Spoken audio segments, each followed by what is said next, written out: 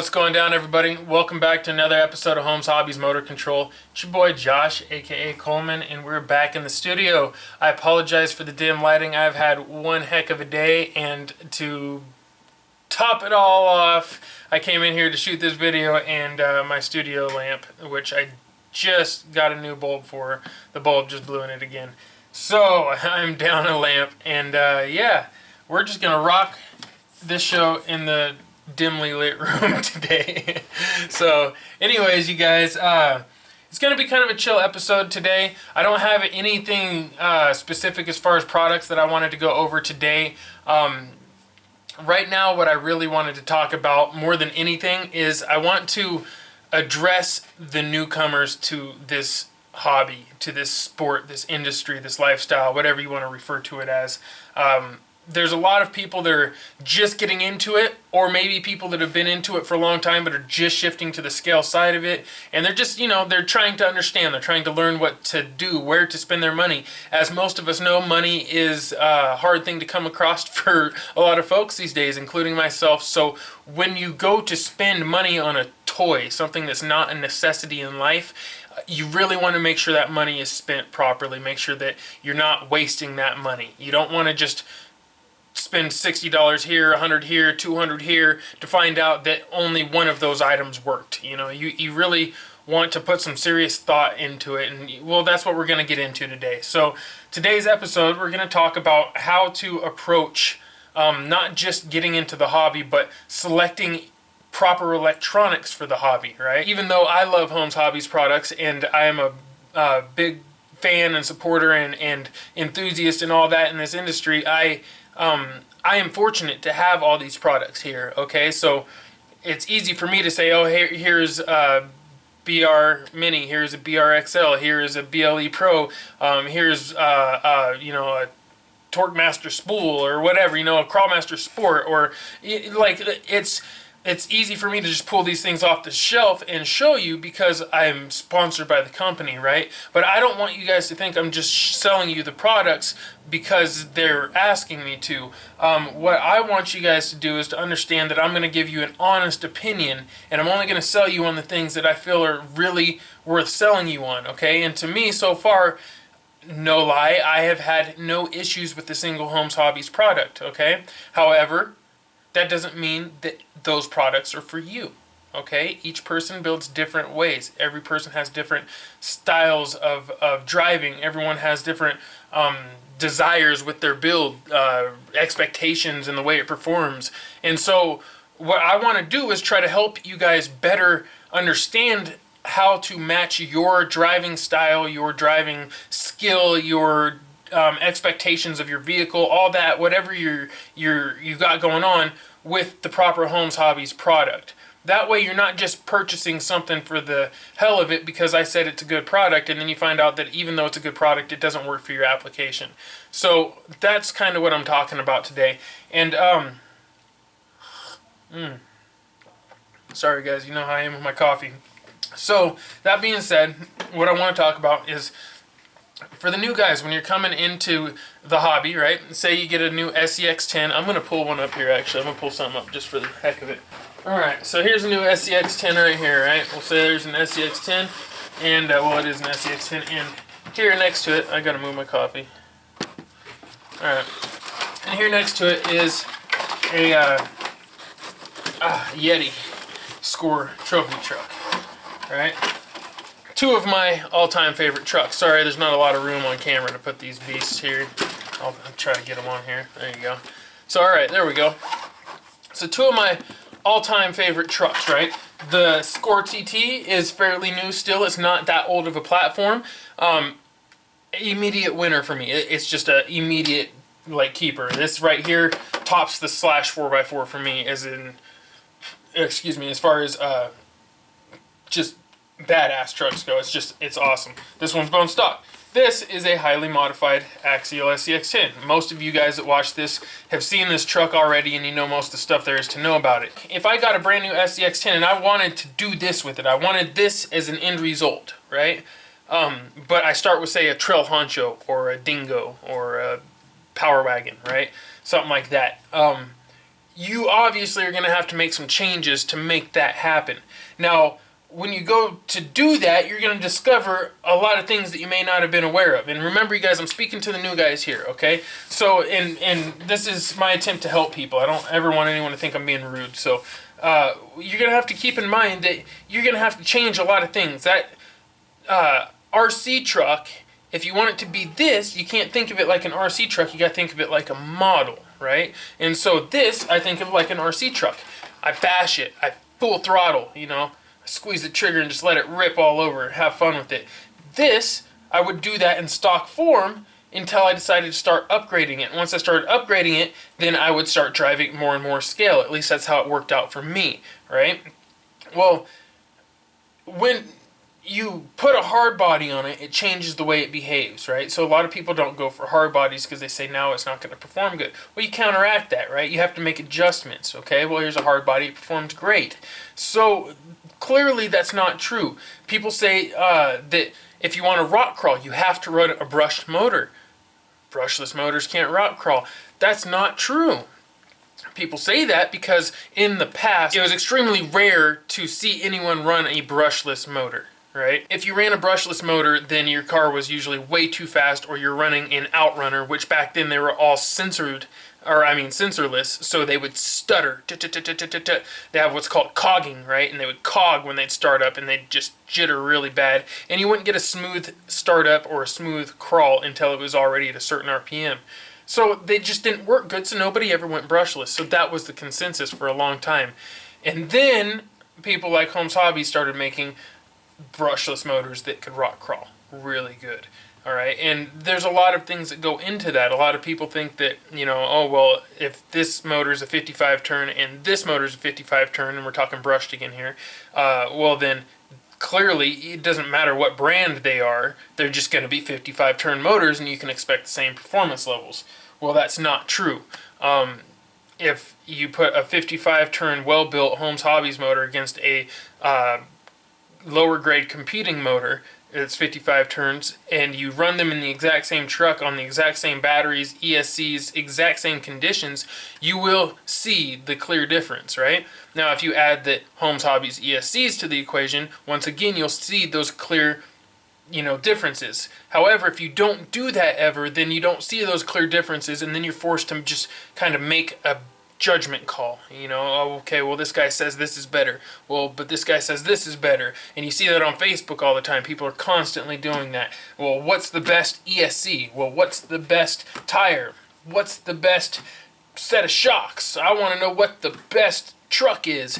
And when it comes to scale trucks, it's different than the rest of the RC categories because we're not just bolting on parts. Some of us are, I guess, but a lot of us think of them as models, which means that we're thinking of it as a scaled down replica of a real vehicle, not just in the overall appearance, but all the way through, all right? We're trying to get the drivetrain as realistic as possible. Everything we want as realistic as possible, and functional movement, like the guys moving, and hoods opening, and doors opening, just whatever we can come up with, right? And so when you go to pick out your electronics, your ESC, your servos, things like that, your motor, you're going to have to keep that all in mind. Where are you going with your truck? If it's stock honcho now and you throw a BLE Pro in it and a 3300 kV motor with no gear reduction unit, it is going to be a rock racer. It is going to do wheelies and fly. You're going to be way fast, man. So you're going to have to keep that in mind, and I forget that a lot of people don't think that way. You know, this is something I've been doing for a long time, so I have gear ratios in my head when I'm doing this. I have weight balance and all these things in my head, the end goal, how I plan on driving it, all that, down to the tires I want usually. I have that usually planned out, and I've been in a position where I'm fortunate enough to do that to where it becomes second nature for me, and I forget. So it's my fault for not being thorough enough with those type of explanations. And it's really important to have this planned out, to have this thought out thoroughly. And so for most people, what I'm going to say I would recommend right off the bat, you just went and bought a brand new Trail Honcho or a brand new SCX-10. Okay, this is for SCX-10 drivers. You just went and bought a brand new SCX-10. My assumption is that you're going to build it to be a scale trail truck like this. Okay, that is my assumption. All right, not a rock racer. Usually that's the case. It's not always the case, though. A lot of people will buy one and build a desert truck or a race truck, a tow rig. It can be anything you want. That's the joy of building an axial truck. So I would say, well, I think my phone just died. So I would say personally that if you're going to build a trail truck from, it doesn't even have to be an axial. Say if you're going to build a trail truck, we're going to base this off of Scale Motorsports, because that's really what we're doing, right? We're making replicas of Scale Motorsports, Scale Trophy Truck, Scale Trail Truck, rock crawlers, you know, monster trucks. It's all just motorsports broken down into scale. So in Scale Motorsports, say this is a trail truck now, we're going to want low gearing, like a real Jeep. You're not going to be on trail doing fourth gear full throttle unless you're planning on, you know, having your Jeep towed home. So you're going to want it geared down. You're probably going to be running in 4 high at most if you're on a real trail anyways. So this should replicate that. Your movements, your speed should be that of a 4 high, 4 low scenario most of the time. If you want more than that, I would suggest going for a 2-speed setup, because then you can have your full power band through the first gear and a full power band through the second gear, which is going to open up all kinds of opportunities for you to drive in different ways, right? For the guys on the budget that want to get into Holmes Hobbies quality, but keep the money down and not spend a whole bunch because they're not sure, they're not familiar, or, you know, there's just not that much money in the bank to be thrown at a toy right now. I get you. I would probably say save up your money and put the biggest chunk of it into getting a BRXL, okay? If you get a BRXL, you will be happy. You do not need to go brushless. Brushless is for people that just either need, for racing situations, need that extra wheel speed and that extra power, or that extra oomph, you know what I mean? I don't really know how to put it. It's for people that have more performance-based situations that involve speed, okay? It doesn't always have to be used that way. As you guys seen, I run brushless in a lot of my rock crawlers. So it depends on your knowledge of gear ratios and how proficient, I guess, you are at changing gear ratios in your trucks, because a lot of it's not a bolt-on scenario. As you guys have seen with a lot of my builds, there's some customization that goes into getting different gear ratios, running different transmissions, different transfer cases and reduction units and things like that. There's a lot that goes into that. So if you're really good at that and you can just get a set of chassis rails, build your truck and modify it however you want, put the, you know, tranny you want, whatever, then yeah, I would say go ahead, jump right into the brushless game, because then you can play with the gear ratios to get what you need. And this video probably isn't for you anyways, because it's for the newer guys. So for the newer guys that are running a stock transmission, things like that, stick with your brush setup. You can get years out of this, okay, and you may never need a brushless. Honestly, you may never. I have some trucks I will never put a brushless in,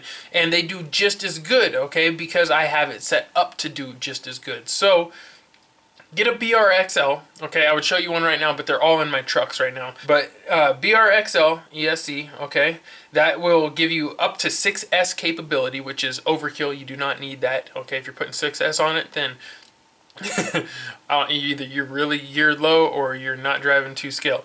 You really only need up to like 3S. Some guys run 4S, and that's cool. I ain't got nothing wrong with that. You can run 6S if you want, but you can get away with running 2S all day. It's got power on 2S. Trust me. You don't have to.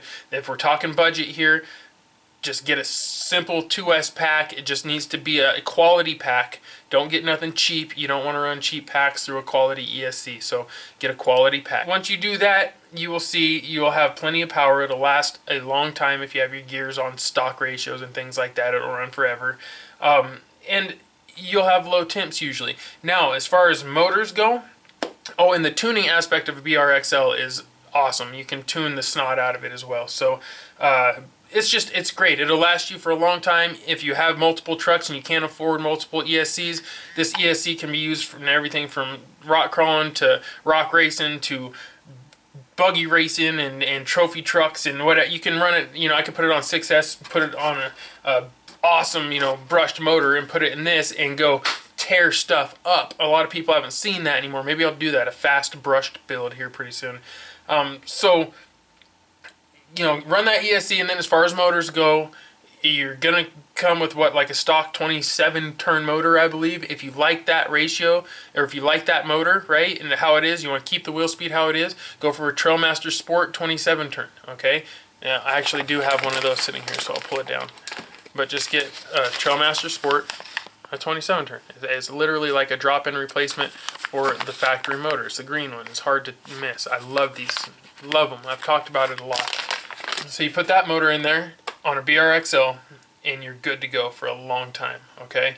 If you want to make that motor last, it's a throwaway motor. It's super affordable. It's only like $15 or something, okay? Yeah, it's like $14.99 if I remember right. Don't quote me on that. So if you want to keep it clean, throw a non-rebuildable top hat on it, right? If you're running in a lot of dust and stuff like that, silt, mud, whatever, throw a top hat on it. It will keep the motor clean. A lot of people are like, oh, it's going to overheat it. It's not going to overheat it. You're going to be fine. Trust me. I've been running them for a while now. All right, throw a top hat on it. Make sure you put it on properly. And once it's on there, I did a video about that in the past. Once it's on there, all right, now you're going to keep your motor a lot cleaner. You're going to extend the lifespan of that motor. It does work. Trust me on that. I have proof of it in my own trucks. Now, a BRXL with a Trailmaster Sport 27 turn is great. If you want to slow it down a little bit, go for a 35 turn. You can still run the same gearing that you've been running in your stock truck. It's going to work fine. You'll slow it down just a little bit. It'll be nice. Now, say you want to get the most out of that little setup, right? Still running your stock servo and all that stuff, right? Get a Castle BEC. Put your Castle BEC on there. There's plenty of instructions on the internet how to do it. They come with instructions. Install your Castle BEC. The Holmes Hobbies actually has these little guys down here. Let's see if I can find them. These little guys right here, which will make your installation of the BEC literally a plug-and-play scenario, right? So get one of these, and you don't have to pull the little wire out and all that, right? And so then now you're gonna get the most out of it. You can turn that BEC up a little bit, maybe to 7.4 volts if the stock servo can handle that, right? And now you're gonna get the most out of everything. You got a really live truck. Throw a smaller pinion gear on there, and you're good to go, man. Maybe throw, yeah, that's it. That's really all you need, you know, in a stock truck. And now you can drive it scale, realistic. You can drive it nice and slow and still have enough wheel speed to get up over things. So get you a stock $300 SCX10. Throw $150 worth of Holmes Hobbies electronics in it, and you can now drive that truck in a realistic fashion. And that is what I'm talking about. That is how you take a budget approach, okay? And however much, a $3 pinion gear or whatever, you know, throw it down a couple of teeth maybe. And now you can drive it nice and slow and controlled, and you will notice immediately the control level of rock crawling and trail running, all that goes up. When you're, you know, actually at walking pace, you'll actually be at wide open throttle now instead of, you know, having to let off and catch back and doing little wheelies and all that. You'll be able to drive realistically, and you'll see that it just brings the enjoyment of this little hobby up a lot. So anyways, you guys, I don't want to ramble too much. I know some of these are short, and then some of them might go off for a while. It's a long episode, but it's been a long day. It's kind of chill, and I felt like putting in some work and doing a nice informative episode for you guys on this instead of just showing off products. So, and we can do more of those. I really want you guys to let me know if you have certain things you want to know about Holmes Hobbies products and certain things that you'd like me to talk about or discuss or kind of go over with you guys, you know, maybe in better detail. Just let me know. You know what I mean? I have no problem doing that. Once again, like always, thank you very much for tuning in, and I'll see you on the next episode. You know what it is. Peace and chicken grease. Yeah.